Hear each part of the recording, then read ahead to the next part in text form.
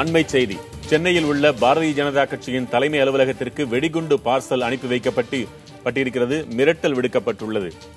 சென்னையில் உள்ள பாரதிய ஜனதா கட்சியின் அலுவலகத்திற்கு வெடிகுண்டு பார்சல் அனுப்பி வைக்கப்பட்டு மிரட்டல் விடுக்கப்பட்டிருக்கிறது.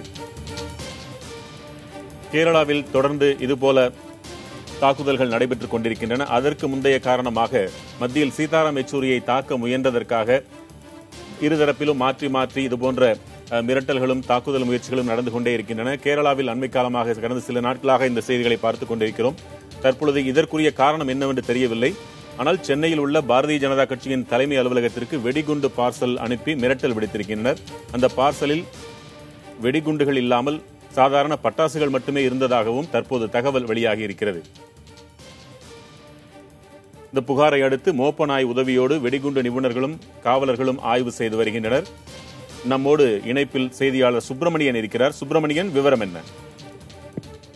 ஸ்ரீநகரில் இருக்கக்கூடிய தமிழக பாரதிய ஜனதா கட்சி அலுவலகத்திற்கு இன்று மாலை ஒரு பார்சல் ஒன்று வந்திருக்கிறது. அந்த பார்சலை அங்கு இருக்கக்கூடிய ஊழியர்கள் திறந்து பார்த்த போது அதில் வெடிமருந்து இருப்பது தெரிய வந்திருக்கிறது. அதே போல அதனுடன் ஒரு கடிதமும் இருந்திருக்கிறது. ஏற்கனவே பாரதிய ஜனதா கட்சி அலுவலகத்தில் துப்பாக்கியிலே போலீஸ் பாதுகாப்பு போடப்பட்டிருக்கிறது. இதன் தொடர்ச்சியாக இந்த பார்சல் வந்தவுடன் உடனடியாக வெடிகுண்டு நிபுணர்களுக்கு தகவல் தெரிவிக்கப்பட்டு அதை ஆய்வு செய்யப்பட்டிருக்கிறது. அதில் பார்சலில் பட்டாசு இருப்பதாக முதல்கட்ட விசாரணையில் தெரிய வந்திருக்கிறது. இது தொடர்பாக மாம்பலம் காவல் நிலையத்தில் தகவல் தெரிவிக்கப்பட்டிருக்கிறது. போலீசாரும் சம்பவ இடத்திற்கு சென்று விசாரணை மேற்கொண்டு வருகிறார்கள். குறிப்பாக இது 4வது பார்சல் என்றுதான் சொல்ல வேண்டும். ஏற்கனவே பிஜேபி அலுவலகத்திற்கு ஒரு முறை வெடிகுண்டு மிரட்டல் வந்தது. அதன் தொடர்ச்சியாக தமிழக பாரதிய ஜனதா கட்சி தலைவர் தமிழிசை சவுந்தரராஜனுக்கு தொலைபேசி வாயிலாக மிரட்டல்கள் வந்தது.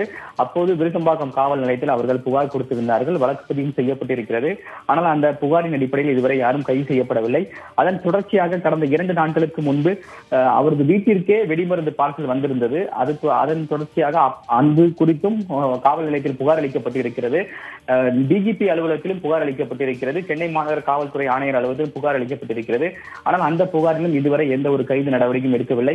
இந்த நிலையில் 4வது முறையாக அவருடைய கட்சி அலுவலகத்திற்கு இந்த பார்சல் வந்திருக்கிறது. இது தொடர்பாக காவல்துறையினர் விசாரணை மேற்கொண்டு வருகிறார்கள். அந்த பார்சலில் என்னென்ன முகவரிகள் இருக்கிறது, இந்த பார்சல் எங்கிருந்து வந்தது, அதே போல தொடர்ந்து இதை அனுப்பக்கூடிய நபர் யார் என்ற கோணங்களில் விசாரணை மேற்கொண்டு வருகிறார்கள்.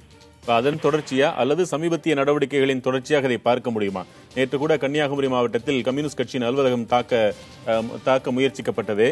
அதற்கும் இதற்கும் ஏதேனும் தொடர்பு இருக்கக்கூடுமா? முதல் கட்ட விசாரணை என்பது தற்போது நடந்து கொண்டிருக்கிறது. இதில் என்னென்ன இந்த பார்சலுக்கு என்னென்ன தொடர்புகள் இருக்கிறது என்ற கோணலில் விசாரணை மேற்கொண்டு வருகிறார்கள். 4வது சம்பவமாகத்தான் காவல்துறையினர் பார்க்கிறார்கள். முதல் முறை கட்சி அலுவலகத்திற்கு வெடிகுண்டு மிரட்டல் வந்தது. அதன் தொடர்ச்சியாக தமிழிசை சவுந்தரராஜன் வீட்டிற்கு 2 தடவை மிரட்டல்கள் வந்திருக்கிறது. அதில் ஒன்று தொலைபேசி வாயிலாக நேரடியாக மிரட்டல்கள் வந்திருக்கிறது. அதன் பிறகு 2 நாட்களுக்கு முன்பாக இதே போல ஒரு பார்சல் ஒன்றும் ஒரு கடிதம் ஒன்றும் அனுப்பப்பட்டிருக்கிறது.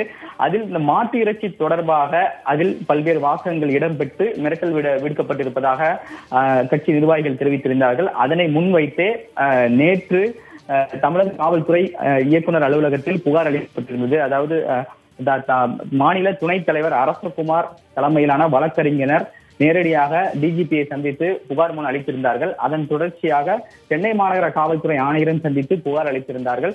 இந்த புகார்கள் குறித்து விருகம்பாக்கம் போலீசார் விசாரணை மேற்கொண்டு வருகிறார்கள். இந்த நிலையில் கட்சி அலுவலகத்திற்கு வெடிமருந்து பார்சல் அனுப்பியிருப்பது முதல் தடவை. இது தொடர்பாக மாம்பலம் போலீசார் விசாரணை மேற்கொண்டு வருகிறார்கள். இதில் இந்த சம்பவத்தில் பின்னணியில் யார் யார் இருக்கிறார்கள் என்ற கோணத்தில் விசாரணை மேற்கொள்ளப்பட்டு வருவதாக காவல்துறை தரப்பில் தெரிவிக்கப்பட்டிருக்கிறது. பார்சல் அனுப்பப்பட்டிருக்கிறது என்றால் பார்சலை யாராவது ஒரு ஆள் வந்து போட்டு சென்றாரா, அல்லது தனியார் கொரியர் மூலமாக அனுப்பப்பட்டதா, அல்லது அரசு தபால் துறை மூலமாக போடப்பட்டதா? அது சம்பந்தமான விசாரணை தான் தற்போது நடந்து கொண்டு இருக்கிறது. கொரியர் மூலமாக வந்திருப்பதாகத்தான் தகவல்கள் சொல்லப்பட்டிருக்கிறது. ஆனால் அது குறித்த விவரங்களை காவல்துறையினர் இதுவரை தெரிவிக்கவில்லை. அதே போல அந்த பார்சலில் என்னென்ன முகவரிகள் இருக்கிறது, யார் இந்த பார்சலை அனுப்பி இருக்கிறார்கள் என்ற தொடர்பான விசாரணை காவல்துறை தரப்பில் விசாரணை மேற்கொண்டு வருகிறார்கள். இதே போல இவர் தமிழிசை சவுந்தரராஜன் வீட்டிற்கு வந்திருந்த பார்சலும் இதே போல் இருந்ததாகத்தான் காவல்துறை தரப்பில் தெரிவிக்கப்பட்டிருக்கிறது. அது தொடர்பாகவும் காவல்துறையினர் தற்போது விசாரணை மேற்கொண்டு வருகிறார்கள். அந்த கடிதத்தில், அதாவது 2 பக்கங்கள் கொண்ட கடிதமாகத்தான் தமிழிசை சவுந்தரராஜன் வீட்டிற்கு வந்த மிரட்டல் கடிதம் இருந்தது.